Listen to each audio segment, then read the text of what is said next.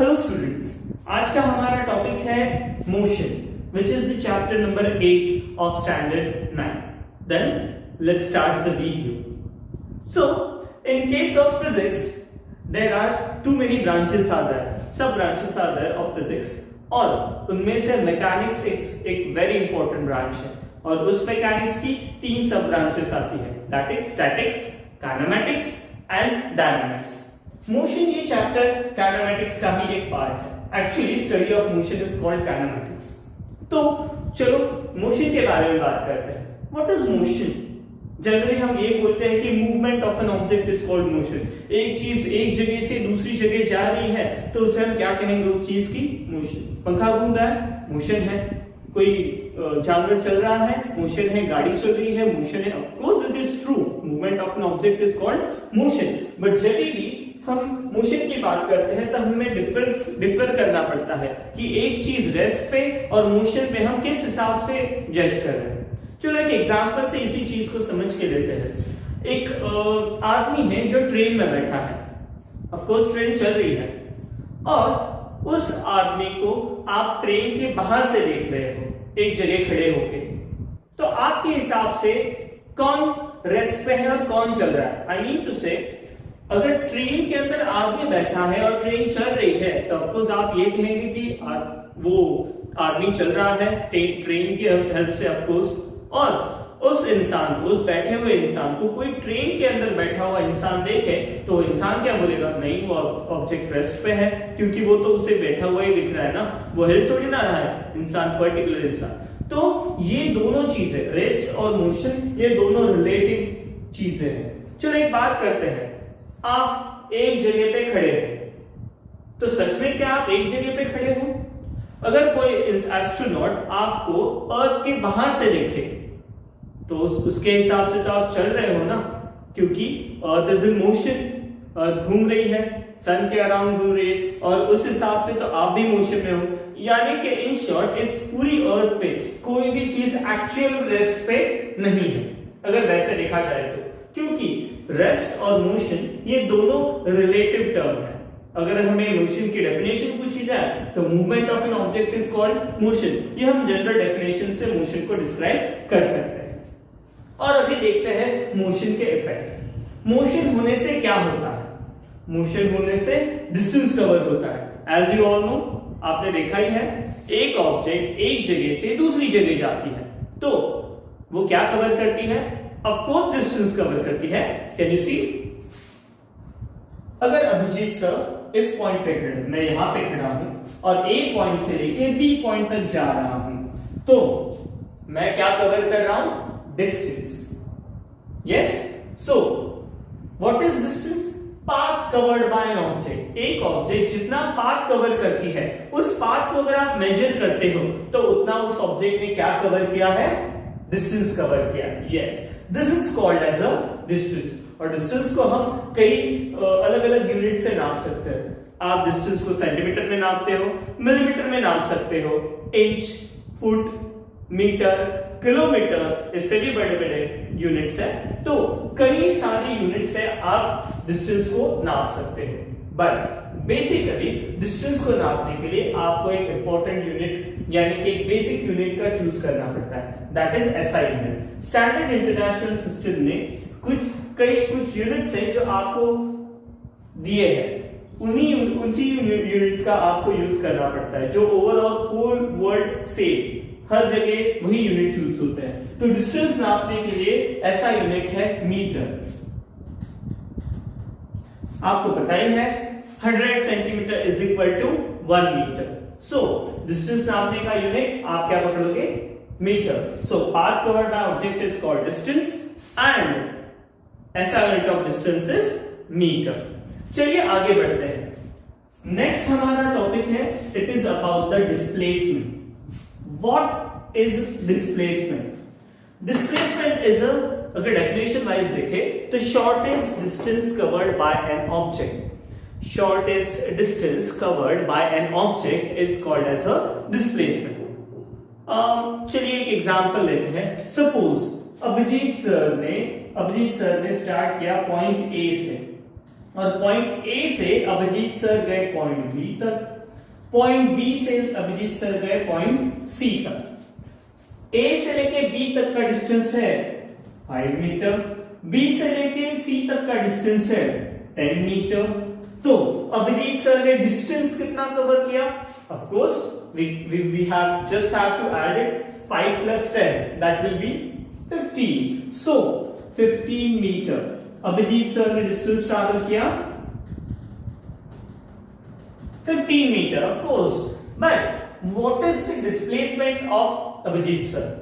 Definition wise देखें तो shortest distance covered by an object, shortest distance covered by an object is called displacement.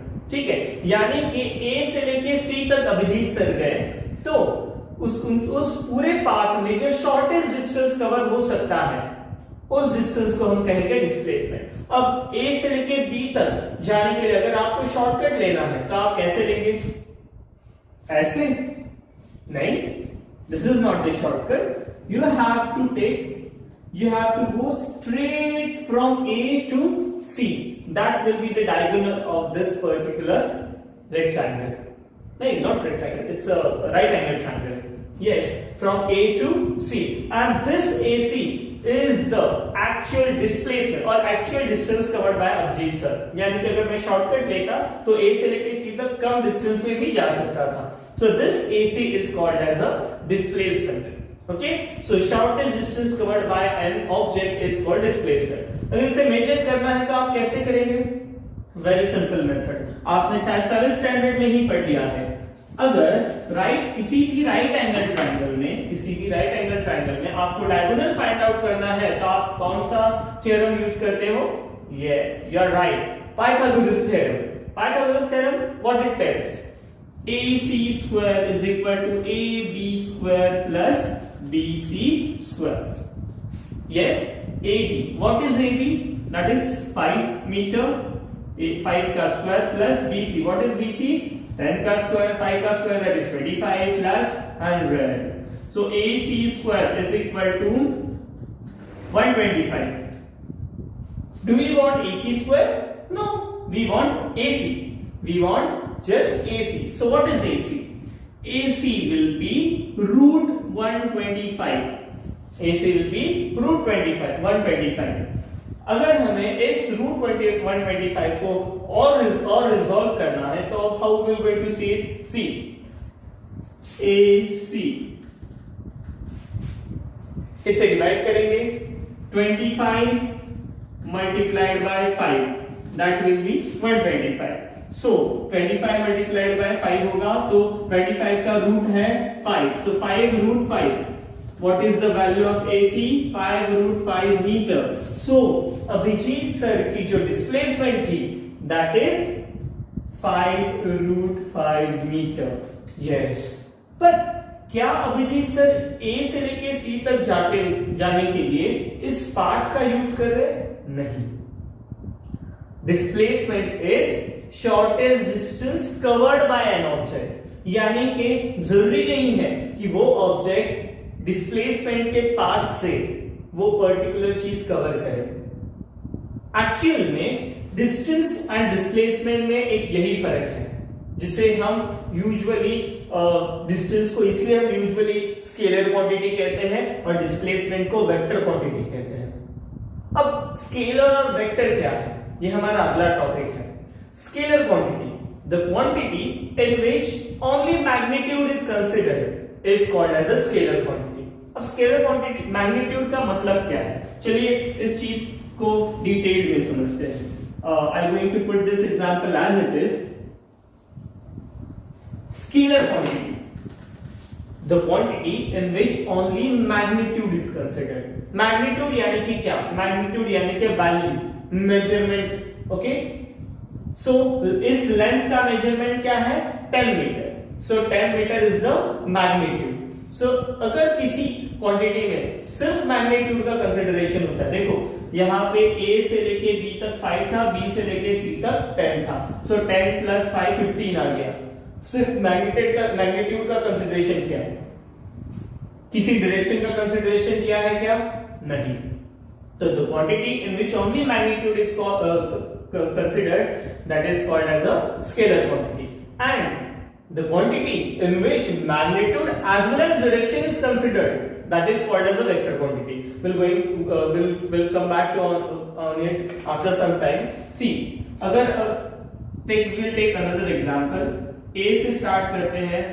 ये Abhijit sir ने distance cover किया इतना, तो इसे हम अगर किसी टेप या किसी चीज से मेजर कर लेंगे तो A से लेके B तक ये जो पर्टिकुलर पार्ट कवर्ड हुआ है इसे हम कहेंगे distance covered by Abhijit sir, not displacement. हाँ, क्योंकि इस पर्टिकुलर पार्ट में किसी भी तरीके का डिस्टेंस किसी भी तरीके का डायरेक्शन कंसीडरेशन नहीं हुआ है। अगर इस पूरे पाथ की डिस्प्लेसमेंट, अभिजीत सर की डिस्प्लेसमेंट अगर ढूंढनी है हमें इस पर्टिकुलर पिक्चर में, तो हमें ए से लेके बी तक कैसी लाइन ड्रॉ करनी पड़ेगी? Straight. So straight is the direction. So इस पर्टिकुलर चीज में हमने मैग्नीट्यूड भी कंसिडर किया, इस चीज का मैग्नीट्यूड भी कंसिडर किया, और डायरेक्शन कैसी थी? स्ट्रेट। तो this is showing displacement and this is showing distance.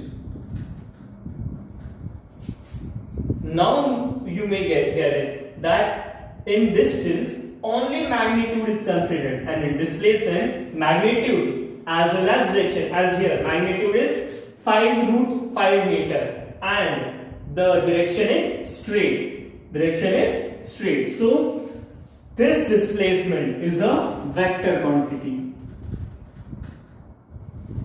and distance is a scalar quantity, scalar and the vector quantity over here. Now very important thing, so what is scalar quantity? The quantity in which only magnitude is considered is called as a scalar quantity, and the quantity in which magnitude as well as direction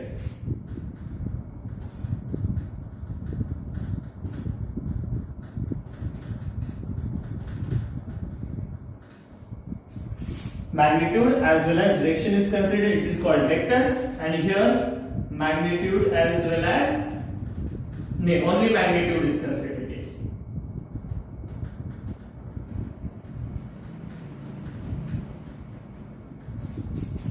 It is called as a scalar quantity. So friends, this video will going to end up over here only. This is the introduction of chapter number 8, that is motion of 9th standard. Next video will be about the speed and the velocity as well as uniform and non-uniform motion. Thank you friends.